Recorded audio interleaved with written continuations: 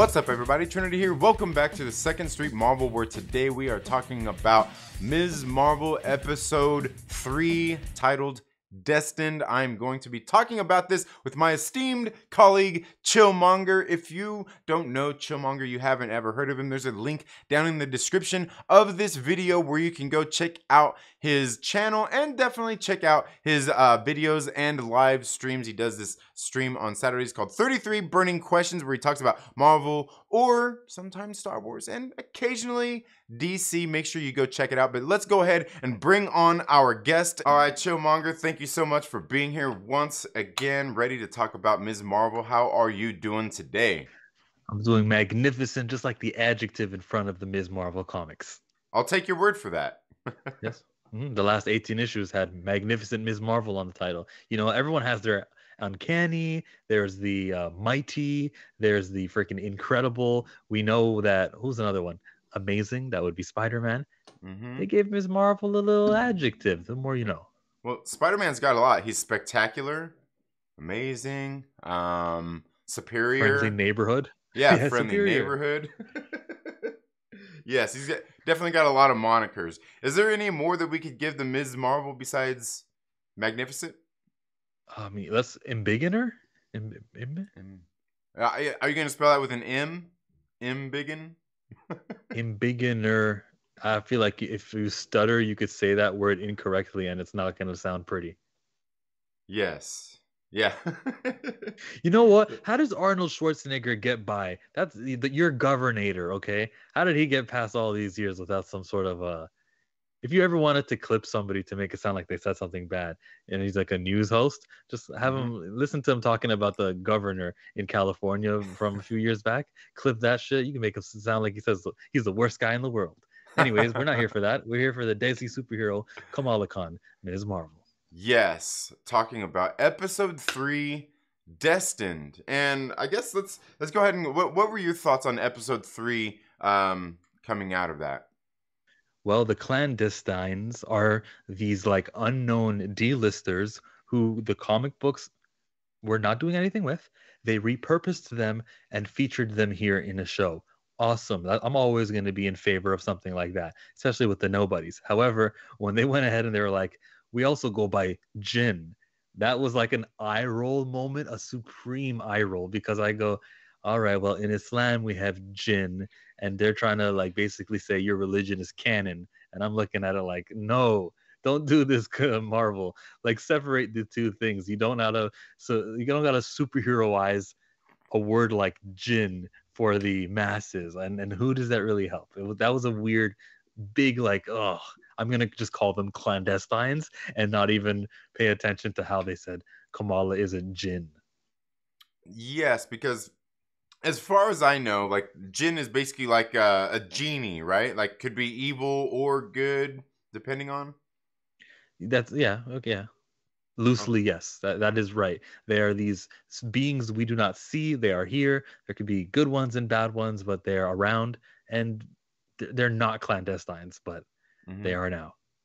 Okay, all right. Yeah, I was gonna say because I don't really know much about him. I figured maybe that was something you might be able to fill us in on a little bit more. Because like Jin, I've heard the word. I never knew what it meant or anything. I think they kind of explained it a little bit, but. Well, they didn't. They gave a brand new version of what a Jin actually is. They used the word demon. They used like, and that's a symbol. You know, the bad ones, they are demons. So sure, you can say that, but don't even pay attention to it. If you're not here watching Ms. Marvel, the superhero show, for like your Islamic studies doctorate, don't worry about that. Listen, they're the clandestines. They're from another dimension. That's all we need to know. Yeah, I guess so. And is there anything that do you know anything about the clandestines from the Marvel books? I've heard of them. I feel like listening to Comics Explained once or twice, he may have mentioned them. Do you? No, I've never heard of them whatsoever. When I remember seeing like some, maybe it was Rob. I seen talking about some of the books and everything. I'm like, I never heard of them. So obviously it's something we're probably soon going to find trade paperbacks of. They're probably going to come out with a new series and probably something else Kevin Feige is doing to bring to the forefront some unknown characters. Side note, when we do get this new series, it's going to be coming like 6 months from right now. You know why? Because the comics division is not in bed with the studio. They have no idea what's cooking over there in Marvel Studios. If Feige really truly cared, someone there actually cared, Sana Amina could have sent an email down to Dan Buckley and CB Sobalski, and these are editors at Marvel Comics. And they could have said, hey, listen, we're going to be using clandestines. So if you ever want to release a comic book that's coming in the month of June of 2022, hey, now is the time to do it with the clandestines. We're not getting that right now because they're not actually in sync with each other. Yeah, yeah. And I wonder, like, I guess as kind of a side note, do you think that there's any time soon we'll be getting them in sync with each other? Are you making a joke about the boy band? What do you No, mean? no, no. Like No. literally, will the Yeah. two studio and no, if it was gonna happen, it would have been happened now. Feige's the chief creative officer. He doesn't care about the comic books. Yeah. I think the closest they've done was Shang-Chi before it came out. They started his 5-issue miniseries. Right Let me tell before you why. the movie. Let me tell you why. The movie was announced at Comic Con 2019, and the movie came in September 2021. The comic book people had ample time to get ready and do that. Same with Falcon and Winter Soldier, even when it was delayed. But they definitely had a Falcon and Winter Soldier comic coming. They did. They did Ms. Marvel Beyond the Limit when Ms. Marvel was supposed to come out. Unfortunately, the series was delayed, and we had the comic book coinciding. That's Mm-hmm. yeah, they're not actually in cahoots with each other at all, man. It's a Yeah. apparent. They Yeah, should be and though, because there's a lot of comic book people that this show could have been creating. Because a lot of fans, it's amazing how many people are just positive about this and right. are being introduced to her here. Yeah. Yeah, absolutely. And I mean, because I mean, they do like they definitely should, because at this point, the movies, it's going reverse at this point, where the movies are affecting the comic books instead of the comic books affecting the movies. And I think that's the wrong way to do it for the model that's been going anyway. I think they should be taken from the comics for the films. But of course, I mean, in that case, we all know they should probably follow the comics a little more closely. Probably because what's gonna happen, the problem with this, guys, is that one day a movie is gonna come out and the movie's gonna say, all right, we've done all the stories that we wanted to do. Let's look at the comics to see what's next. Oh, Mhm. I was gonna make a Falcon movie, but in the comics, Falcon returns to being Captain America. We just did that in the movies. Why are they repeating our steps? You're supposed to be in the future. Comic books are supposed to happen, and then we adapt it, not the other way around. Because when you play follow, then it comes at the expense of some creativity. Right. That sucks. Eventually, the snake's eating its own tail. The snake is eating its own tail. There you go with that metaphor. Hey, Yes.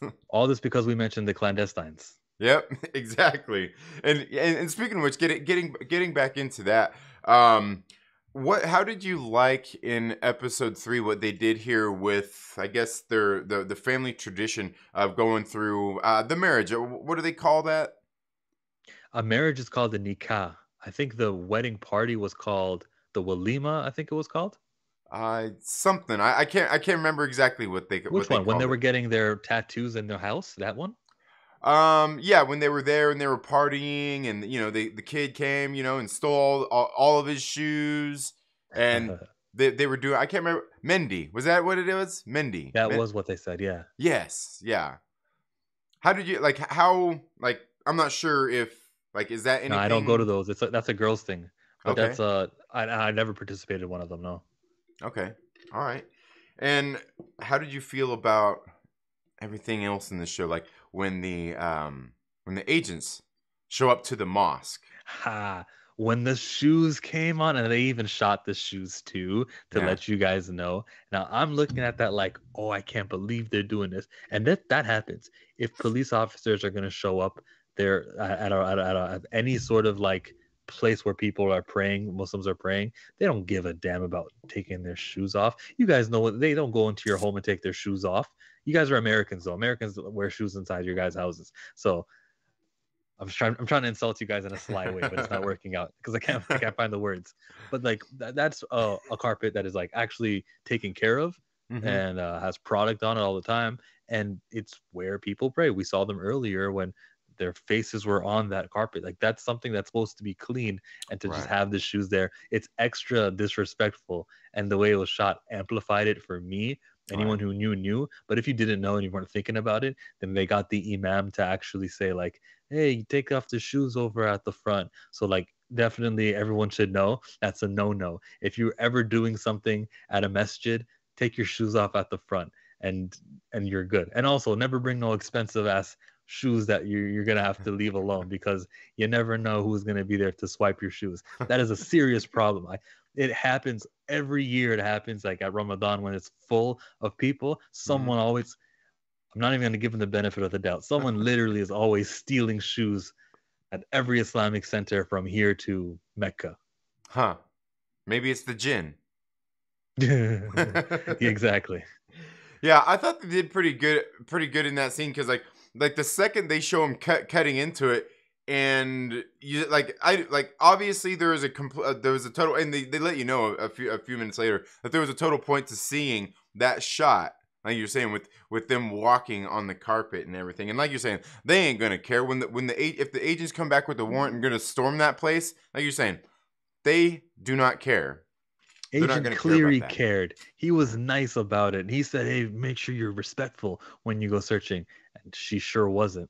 Agent Cleary was woke. He was like, "Listen, the FBI already do surveillance on them, so let's just be nice." Agent Cleary is one. Yeah, he's definitely a good one. It's that other one. What was her name? We don't even know her name, do we? I The can't shoe walking. remember. I think they mentioned it, but or at least they have her named on IMDb. But yeah, I don't know. And she's a stickler too. Yeah, definitely. Total Jeanette. Mm-hmm. She's a full on Heather. Yes. So, and speaking of, like, and in that same scene, also we see that it appears that. Do you think this act here that Nakia came up and pretty much told off the DODC? You think that's what got her elected? Yeah, I was having that thought also. Definitely showed up in front of everybody. Oh, did you see the way she spoke? She knew her rights. How about that?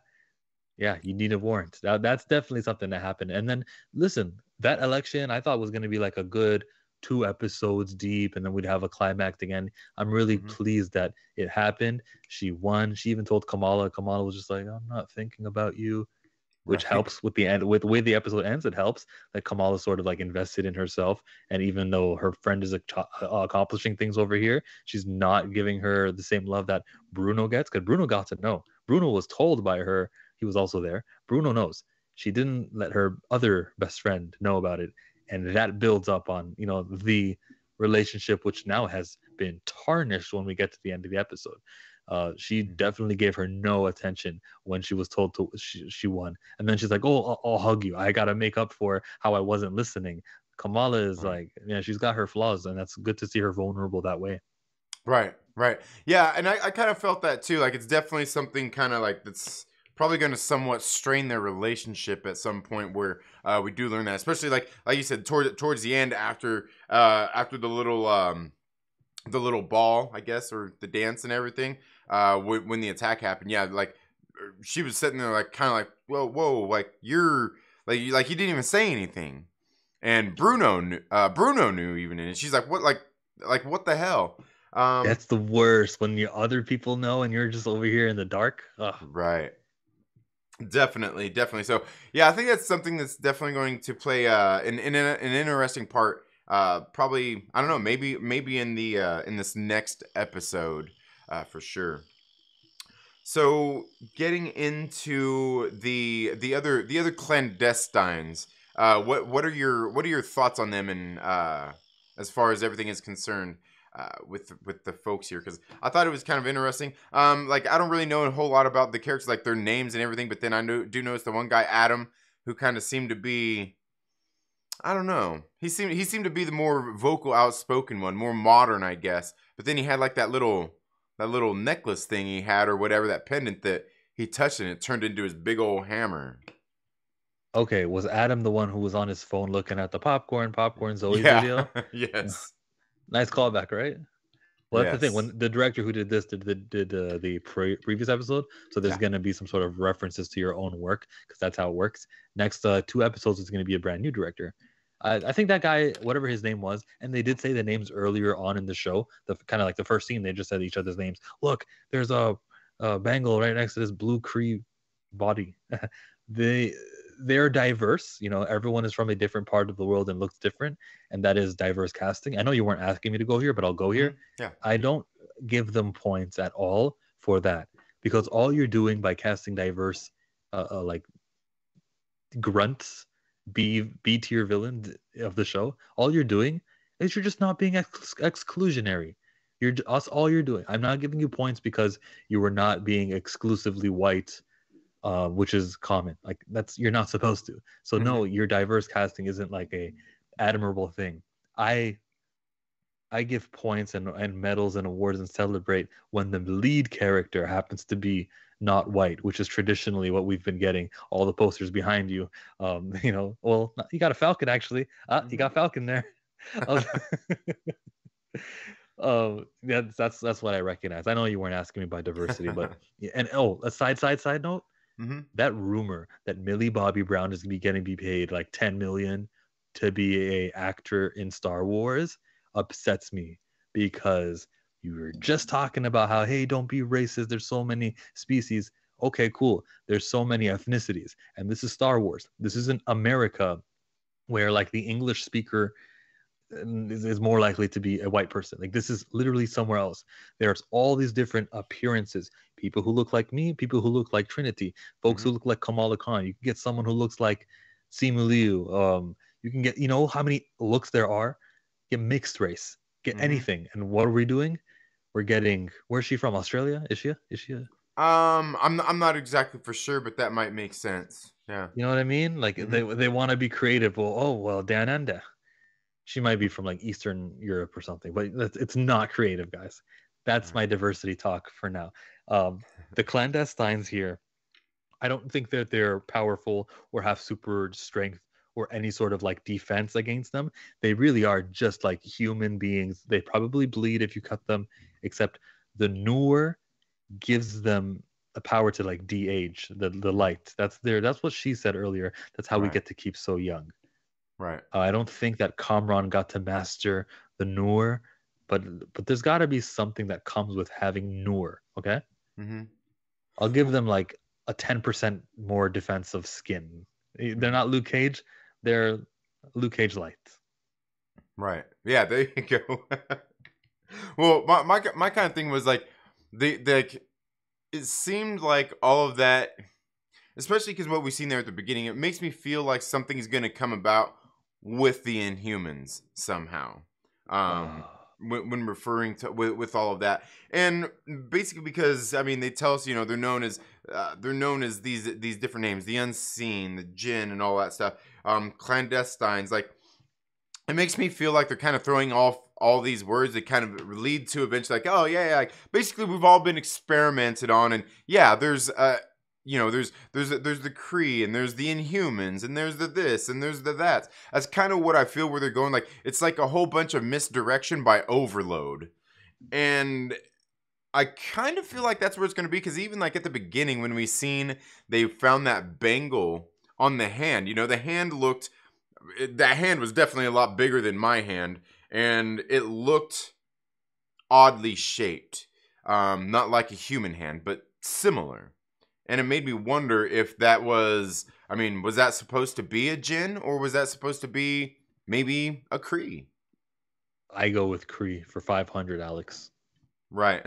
I was thinking the same thing, because I'm like, yeah, I could see. I mean, just thinking about everything that we've had going on here, I think it just kind of would make sense for it to be a Kree, considering the technology and everything that I've been kind of guessing at what's going on here with it. I thought it was very interesting. You get in there and they had like the 10 Rings logo in there. And I caught that in the replay.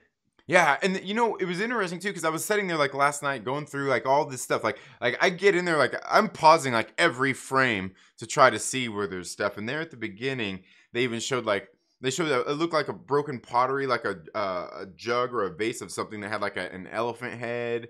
Then they showed like that little dagger that had like just a little shape to it. Almost looked like something that Moon Knight would have used. They had the Almost helmet. looks like something that Ray had, so you can line up against the rocks to find the Death Star and the holocrons. Yeah. Right, right.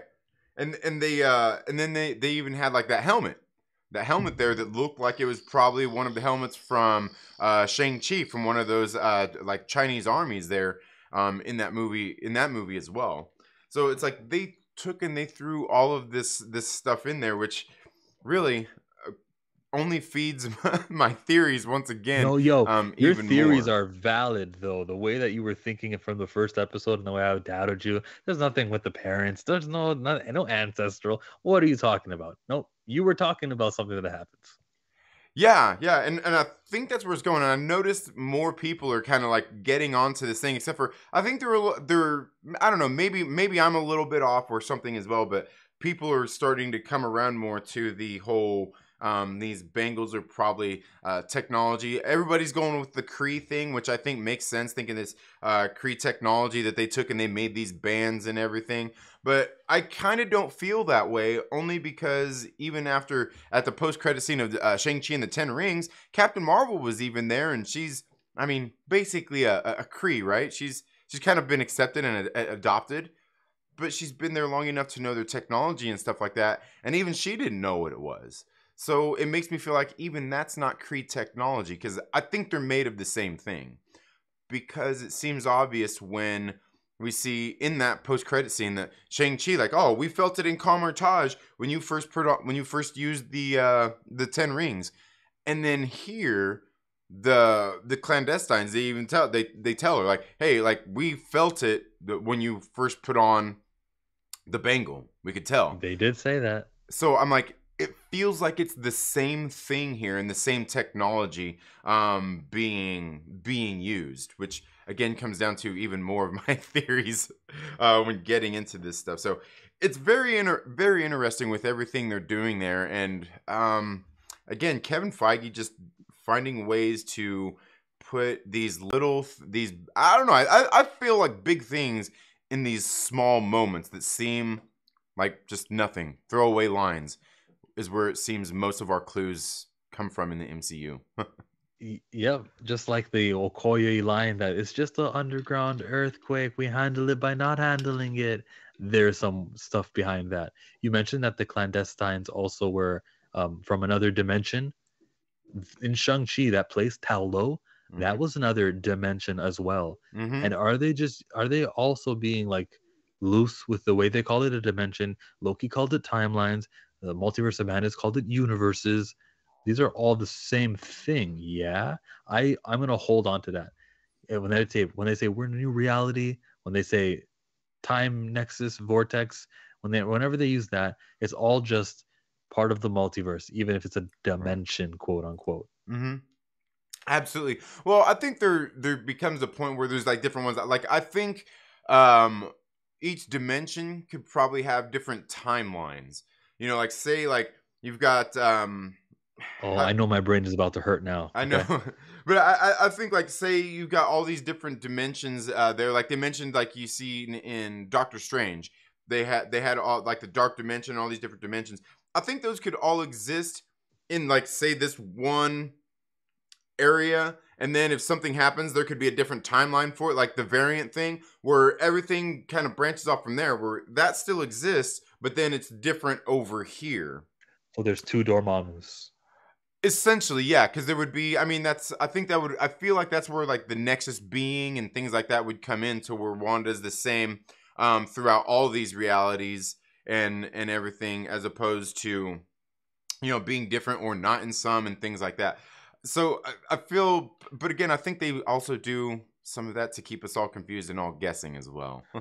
No, oh no, they don't know what they're doing, okay? Because then what's a realm? How many quantum realms are there? You gotta explain that one too. Right. Yeah. And I think there probably are explanations for a lot of that stuff, but again, it comes down to when is it relevant and when does that make a difference? Because I think if they go into too much of that, you're never going to be able to make sense out of any of it. So it's pretty much always got to stay contained to one universe, if you will. and that's pretty much it, where you can jump out and do whatever they're gonna do, but it still always has to come back to this, I guess, like the prime universe, essentially, and the other stuff is kind of, for the most part, irrelevant until it comes to things like Secret Wars and stuff like that, where you have the different realities coming and clashing together. Yeah, definitely some interesting stuff there. But yeah, even so, like, I think all of my theories, I feel like they are all, they're just being solidified by everything that's happening in this series, and I'm very interested about even like the hard light, or the light that they use. Do you think there's anything to that? No, I don't know. I don't think so. You don't think so? All right. Yeah, I don't want to even imagine that they put thought into the hard light stuff. Mm-hmm. It's so disrespectful that they changed her powers from not being a polymorph. I'm not even gonna give it focus. Okay, Yeah. the hard light. I think some of that's probably going to kind of come to change, maybe. I hope. I think so, because I think maybe these, like, this technology and even like the light is just, I think it's more like a tool that they are using, that they still have to essentially be inherently different to be able to use these powers, or even the Bengals, because similar to like Thor's hammer being able to only be picked up by him. I kind of feel like Him, it's, or Vision, Hela, Odin, yeah, or somebody who's Captain worthy. America, Mighty Thor. That's Yeah. it. 6. Mm-hmm. Yeah, and I feel like it's gonna kind of be something like that too, because we obviously see the Bengals only work for certain people as well. So very interesting. Do you think the aunt, obviously? Do you think she still has the other, or I guess would that be the great great grandmother? Have the other Bengal lost in another Oh yeah, dimension? yeah. Aisha was her name, wasn't it? Aisha. Yes. Yeah, she's got to it because she just split up. It was the last they've seen of them. The thing is though that with the clandestines, the bad ones, the Cameron's mother and that pack are bad. Maybe she wanted to get away from you guys and needed to leave. Well, all we know really is that they were supposed to follow the stars, and because they did that, the grandmother did that. She was able to find her way home. Maybe those stars were created by herself with the hard light. That's a clue. I think we'll get an answer to that when we go to Karachi. There we go. I'm back on focus. That was blurry for a minute. I think that we'll when we go to Karachi, we might get answers that way. And what worries me also about when we go to that country, the problem I'm gonna get is that they're gonna stop to show you a little bit of culture here, sprinkle a little thing. Hey, look what they're selling on the sidewalk. Oh, I love that food. I love, and they're just gonna go like advertise for the city and advertise for the country and take away time that could be helping make Kamala Khan the new Hulk, where everyone knows him. It's Hulk smash. You know how popular Hulk smash is? It wasn't said for like 4 years, and then in 2012, Captain says, "And Hulk smash." Smash. And we all knew it was time to do. Let's Mm-hmm. give Kamala a catchphrase. Let's do that. We're not. We're gonna go to Pakistan. We're gonna have a silly little history lesson about the past, which is, I hope they do it in a nice way. I hope we get Right. all the doodles and distractions the same way they introduced. Remember the last episode, all the clicks here and there. You can kind of give it a pass because it was fun laughing at the pious boys, the mini harami girls, and the Illuminantes. It was fun listening to that. Yes.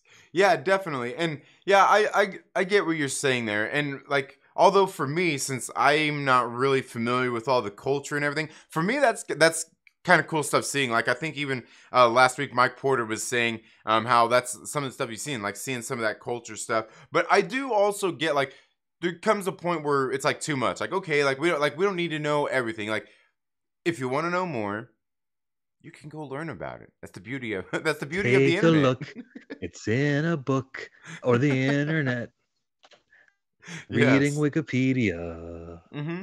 Absolutely. That's all you And got to do. yeah, and the thing is, like I said, I do like seeing things like that, like cultures and stuff being, I guess, represented and shown kind of some of this stuff on screen. But I could certainly see how, especially if you're somebody who's into the culture and know all these things, when they do some of the little mess ups, how it would be severely kind of like I guess Ooh, triggering. I yeah, guess and essentially triggering. Like, dude, like, what's no, no.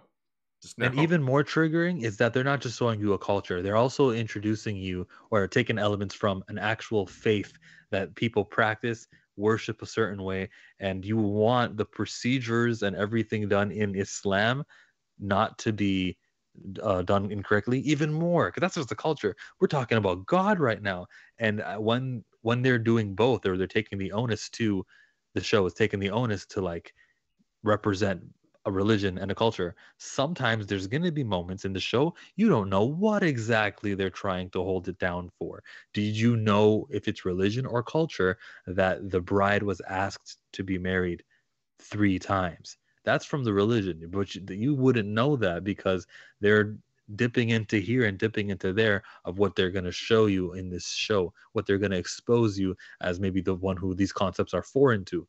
And that's again, it's not your responsibility show. It's not Ms. Marvel TV show with 6 episodes. Just let's focus on the superhero stuff. I Right. mean, but I'll still give it its points because that was nice to see the wife being asked. And on the third time you get asked, every wedding I've ever been to, it's always like a more enthusiastic yes because it's the third one, and the girls always go like, "Oh yeah," or some like fun answer rather than just the standard yes. Hmm. So they got that right. That was authentic.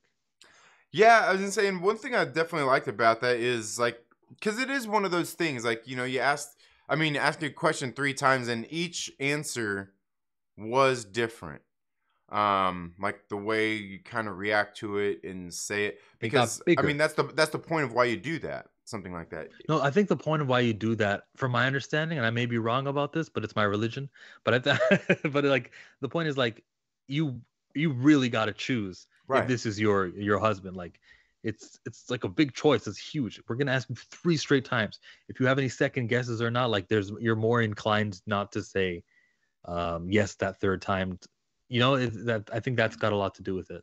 Right, and then that's why I said I think the reaction can be different because like each time, I mean, it's making you think a little bit more. I mean, just like you're saying, like maybe like by that third time, you're kind of like, you know what, like no, and you could even probably tell by somebody's actual reaction, the how Yeah. they're saying it, the expression on their face. You can be like they said yes, but that look was all no. You know.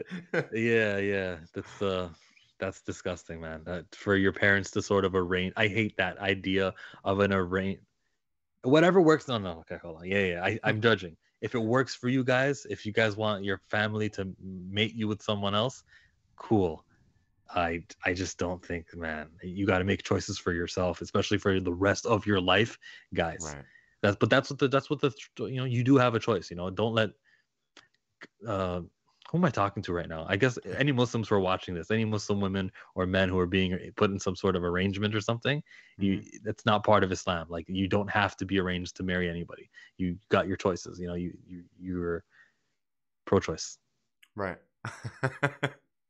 Well, I think that's something with I guess kind of a lot of not even just like religions and cultures is exactly that is traditions where you know obviously we've come so far in the world as people, I'm sure our cultures and things like that have kind of sort of evolved where some of them maybe haven't, as far as like the religions and stuff like that, because as far as it pertains to our cultures as well, because like you're saying, some of these things like prearranged marriages and stuff like that, like a lot of these sort of traditional things, there's a lot of traditional values, and I feel like one of the things they kind of do in shows like this is they kind of promote those traditional values of a certain group of people, but at the same time, they're also in a way maybe sort of questioning it, not necessarily mocking it, but also putting that out there like it's a little outdated. It's a little bit.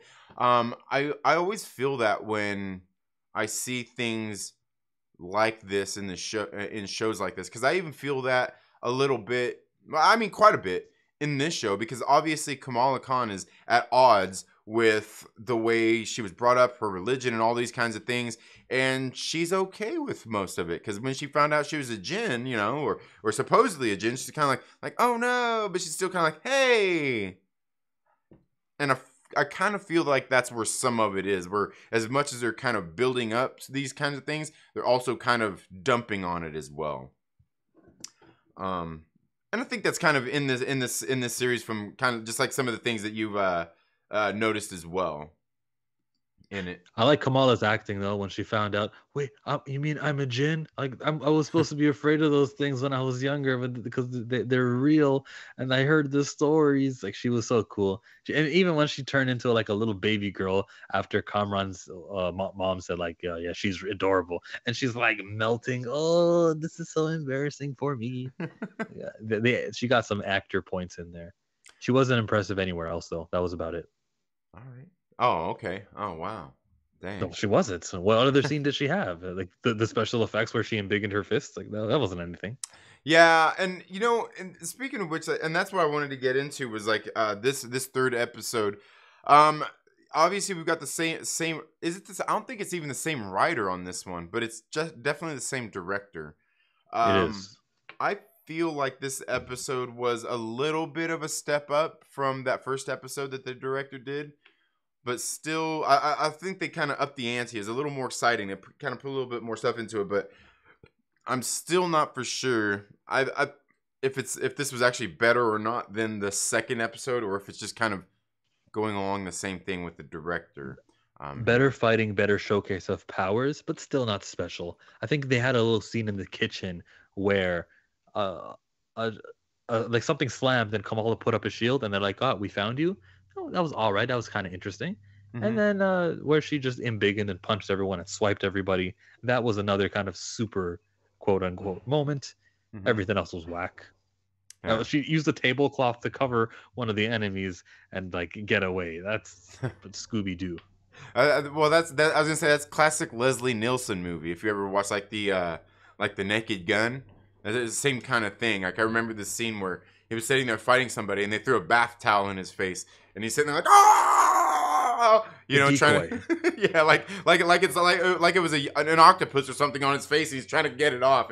I don't know. I think stuff like that can be silly, and can be fun. But I also don't think that this was that kind of necessarily that kind of a moment either.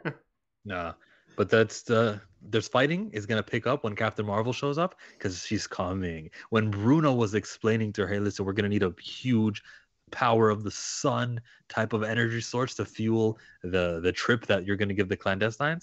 Hmm. Okay, who fits that bill? Carol Danvers. She's gonna show up. Oh, that's all you guys need? All right, clandestines come. Photon blast. Brrr. Go to your universe dimension. Go bye everyone, and that's the end of the season. Hey, Kamala, I'm gonna need you for my new movie, and then Captain Marvel 2 starts in March.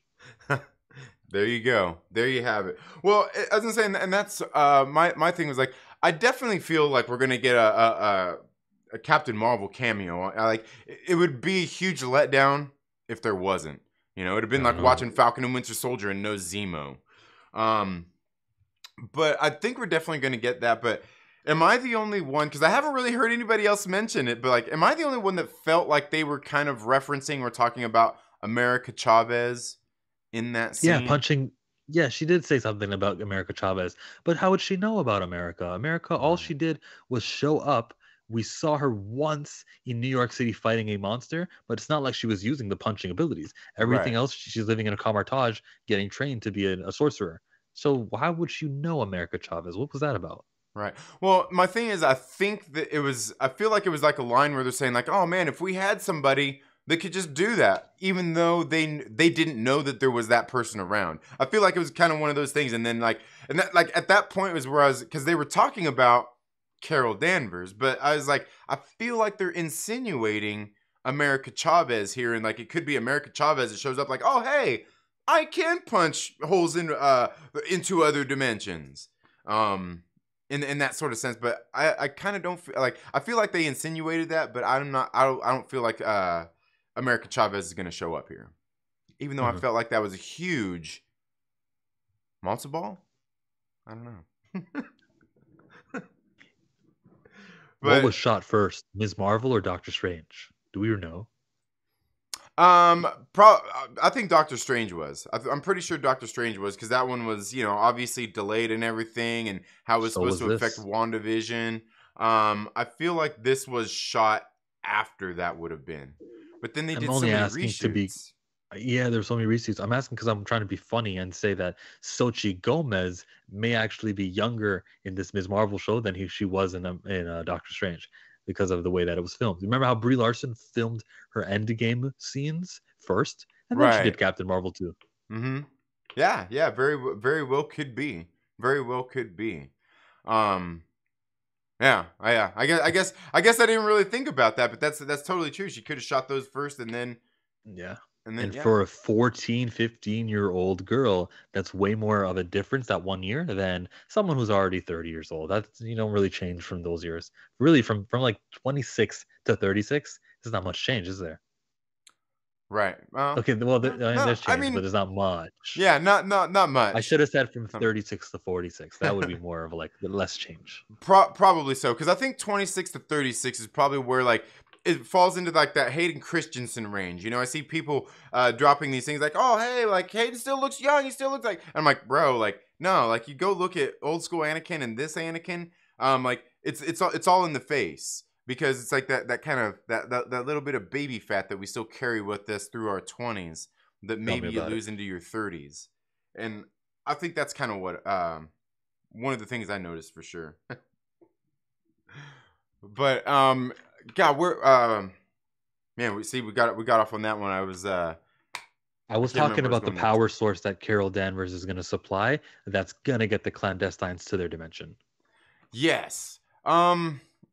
Yeah, I'm kind of curious how that's going to show up because I feel like Carol will probably show up and maybe know who these people are Ooh. and maybe have I guess essentially have something to say about it in knowing where these people come from, because I kind of feel like just because they're like, and that's where we get into the dimensions thing. I feel like just because they're from a different dimension, they're probably still native to this universe that we're in, which is where it kind of gets into all that kind of tricky stuff, like what's the difference between all of it. And I think it's all just for confusion for the most part too. Uh-huh. um God, there was something else with this regarding this particular show that I was thinking about, because this one was again another. I wouldn't say it was all filler, but it was definitely felt like a bridge that was just kind of doing a little bit more things just to hurry it, just to get us to the next episode. Like these past two episodes, which this early in the series, I mean, we're barely getting ready to hit the halfway point. I'm okay with that. But what are you expecting out of the next two or the next three episodes? Like an education lesson in the next episode for sure. Um, Backstory. I know she's going to be into that new red dagger guy from the trailers. He had a like a handkerchief covering his mouth. It was red. That dude. Mm-hmm. So she'll like him. That's supposed to be her first kiss. And I don't know. That's going to be filler. The next episode, how it closes out. Just give me Captain Marvel. And if you can throw in a couple of more superheroes in there too, because you care Marvel, that'd be awesome. I don't. Yeah, I got low expectations. I got low expectations. These superheroes that they just fought, villains that they just fought, the clandestines, didn't have no special like thing with them. They had weapons that they kind of forged. Okay, I've seen the weapons now, so I don't know how you're gonna up the ante. Kamala's gonna have to really master her powers and do some Green Lantern type fighting to accelerate or to get there to do that. And I don't trust. I'll dislike it. Kamala is a polymorph, not a hard light wielder, and so when that happens, I won't like it. I know that the show is on the way down, and now that you make me think about it, I hope Right. not. Thanks, Trinity. Well, and that's it. I'm glad you brought up Karachi because it almost made me forget that. Like, where I'm curious where that's gonna go, because obviously Kamal's got the one bangle. Her Aisha, right, which is weird too, because they claim they're from another dimension, but yet this Aisha is somehow her relative. No, well, she had an offspring. She's from another dimension, but somebody got close with Aisha, and babies were born. Yeah, The birds and the bees. yeah, I So guess so. I mean, it just kind of confuses me how, like, if she's from another dimension and she eventually got the other bangle and she's somewhere else now, how did she, like, did she must have had, that must have happened while she was on Earth, I guess, then. Is kind of what it, because it makes me wonder, like, where is all that, and then where did her grandmother get that bangle to send her in the mail? Because it Oh, the obviously wasn't the grandmother one that Sana. Aisha had. Yeah. Sana had it. Oh, yeah. So the second one, okay, listen, earlier on the scene in the beginning of the show, they said that, oh, the British already were here and they already raided this tomb. We only have one. We can't find the other one. Is the one that Aisha put on in that flashback the same one Kamala is wearing, or is it the second one? I thought that it was the one Aisha was wearing, is the same one that the grandmother Sana gave to Kamala Khan. Same one. Do you think it's the same one? I do not. I do not. I think her grandmother has the second one, and I know that this might be the most silliest thing to point out. This might be the most silliest thing to point out is that when they got that bangle, when Aisha got that bangle, it was on the right hand that she took it off of, and then she actually even put it on her right hand, her right arm. So, like, I mean, it kind of makes me think of that in the fact that we got Kamala who's putting it on her left arm. And like I said, Aisha would have, if she got sent to this other dimension, she's got the other bangle. So then, like, where did this second one come from then? Is I guess what I'm kind of wondering, where they were thinking the same thing, like, hey, he said we need two. Where's the other one? That's the final fight. Someone will be wearing the second one. And instead of purple light, it'll give off what's the opposite of purple on the color spectrum? It'll give off that light. Okay. Yellow. Mm-hmm. Yeah. Yeah, there was yeah, I can't remember. After that second episode, we were talking about something. And there was something that came up and made me think like maybe it would be green. I can't remember what gave me that implication. But yeah, I think it's very interesting when it comes to those Bengals, and I do think that second one is going to play a part. But it's like how exactly it comes about and where she got that second Bengal from is because I was really looking at that. I'm like, okay, she took this Bengal, she went to this other dimension. Where'd the other Bengal go? And at the beginning, they did say, oh, like you were saying, and I think that's kind of misdirection too, because they're like, oh, well, the British have already been here. They've probably raided all this stuff when in the Shang-Chi movie, it makes me wonder if it was them. Because in the Shang-Chi movie, they said they didn't know where Wenwu, wasn't that his name? Wenwu had got the 10 rings. They didn't know where he got them. They said supposedly he got them somewhere or from robbing a tomb. And it seemed like that's Oh, where we were at, was in a tomb. all right. And so if he got those, like, again, it comes down to, I feel like the 10 rings are made from the same thing as even the bangles. Yeah. And a lot of this stuff is related in that way, which again always circles me back to this thing from the Eternals, that Emerald Tablet. Fastos. Uh-huh. This yeah, I was gonna say, and that's the thing, because like Fastos was the one who was kind of creating all these human technologies for people, and or at least giving them the ideas for it. But this thing about this Emerald Tablet gets me every time when it gets brought up, because the Emerald Tablet is this thing that, if you go look it up, is basically, it just has a philosophy on it that boils down to something we've probably seen from the X-Men books, this popular saying of "as above, so below." And on the Emerald Tablet, that's what it talks about. Is it's kind of, to me, after I read it, it sounds like this philosophy of transcendence and becoming godlike, and maybe one with the universe, not only with the world but the universe, because they're talking about as above, so below. Basically, what affects the upper is the lower, and they're the same thing. It sounds like a yin yang kind of thing. And I get a lot of that out of it, but then it goes on to saying that this was, it was born from the earth, carried by the earth in her womb, nurtured by the wind, and eventually grew up basically to be its own person and ascended to the heavens and became ruler over basically everything, the heavens and the earth and everything like that. And to me, it sounds like transcendence, like more of a philosophy. But through this philosophy of the Emerald Stone, it was a big thing to do with alchemy, which alchemy is based on a lot of modern science and chemistry. And it's interesting once you get into that because they talk about the Philosopher's Stone, which was essentially this like it was supposed When to did be they like talk this. about the Philosopher's Stone? Hmm? When was the Philosopher's Stone mentioned? It wasn't. It wasn't. But Oh, it's when you get into the Emerald Tablet. The Emerald Tablet is thought to have been responsible for the Philosopher's Stone, which the Philosopher's Stone was this thing that basically, supposedly, it's like a liquid that will turn base metals into gold or silver. It can grant one. It can basically heal any ailments and up to granting immortality. And I think it's interesting because it basically goes through these chemical changes that changes it into something else. Base metals uh, into gold or silver, granting immortality, healing ailments, and things like that. I mean, to me, all those things sound like Wolverine. But when we open up in the Eternals film, we seen, and I keep bringing this damn seat up. We've seen that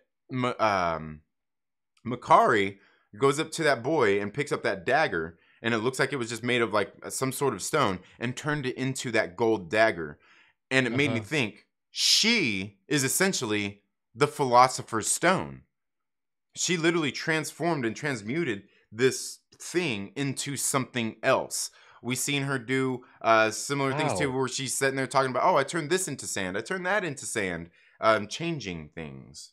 Oh yeah, so you vibrate the molecules and they become a new element, right? Right? Essentially, yeah, like something like that taking place, and I feel like that's what she what she is. Like she is essentially the Philosopher's Stone, and that's kind of what some of this stuff is going to be based off of. Where people, and I thought it was so interesting. Well, it was Cersei. It was Cersei that changed the dagger into the gold dagger, and I think she's the Philosopher's Stone, and then Makari was the one looking for the Emerald Tablet. That's what it was. Makari was Okay. looking for the Emerald Tablet, and they said that it's fake, that it's not real. And it's like, well, like we literally seen Cersei do that exact thing, change a base metal into gold. And I feel like all these things are interconnected, and at some point we're gonna have to get that crossover with all of these things where it comes into play. And I think it comes down to the same kind of thing where it is about transcendence and becoming more than one already is, and stuff like that. Like again, some very interesting stuff being done here in this phase 4, as uneventful as it seems. I hope so. Yeah, I hope it is eventful and we get to look back and we say, "Oh, that's a callback to that's why they focus on the shoes because in episode 3 we would get shoes." Mm-hmm. Yeah, like I said, there's just so much. I feel like this series is just doing so much with everything that's come before it and going to be feeding, because what's coming next with all of these different characters. Just like I said, my brain runs wild putting all these connections together, and then Ms. Marvel has actually really taken a lot of these things and started to bring them in. And I don't know. I think to me that's why I enjoy this series so damn much so far. Awesome. But what are your expectations, and what are you wanting out of episode I- 4? Not doing that. No, I'm not doing that. Just get through the show nice. I don't have expectations. Let's not yeah, just do your best. Yeah, I kind of feel the same way. I feel like what they've been doing on this show so far has been pretty good at, I mean, keeping me interested and making me want to watch week to week.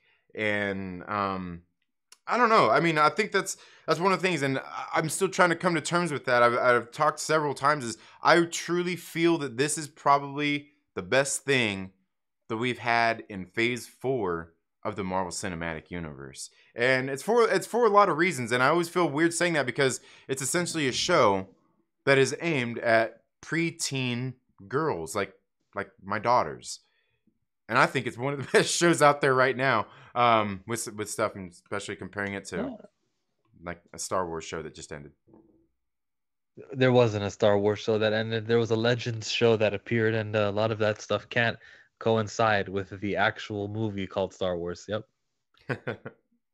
All right. Well, so I think that's all I've got. Do you have any final thoughts about this episode 3 or anything before we go? I'm good to go. All right. Well, I'm not sure if you have anything else planned for this week. Obviously, you've got 33 burning questions Burning coming up Star Saturday. Wars. Yep, it'll be Star Wars or Marvel. I forget. You know what I might even do? 30 burning MCU questions and 3 DC questions, like as a joke, just to poke fun at them. I might do that. There you I gotta go. change it up. Yeah. I like that. Well, anyway, folks, thank you all so much for being here. If you're not already subscribed to Chillmonger, make sure you go click down in the description. There's a link there where you can go check out his channel, check out his videos. I know he's my second favorite YouTube channel. And as well as he. But make sure you go check out Chillmonger's channel. Check out all of the discussions he does. He definitely gets into some very interesting topics and discussions with panels of some really good people and other content creators out there. But you all have a very good day. If you're not already subscribed here, make sure you do so. Consider becoming a channel member if you'd like to as well. But you all have a very good day, and we'll see you all in the next video. Later.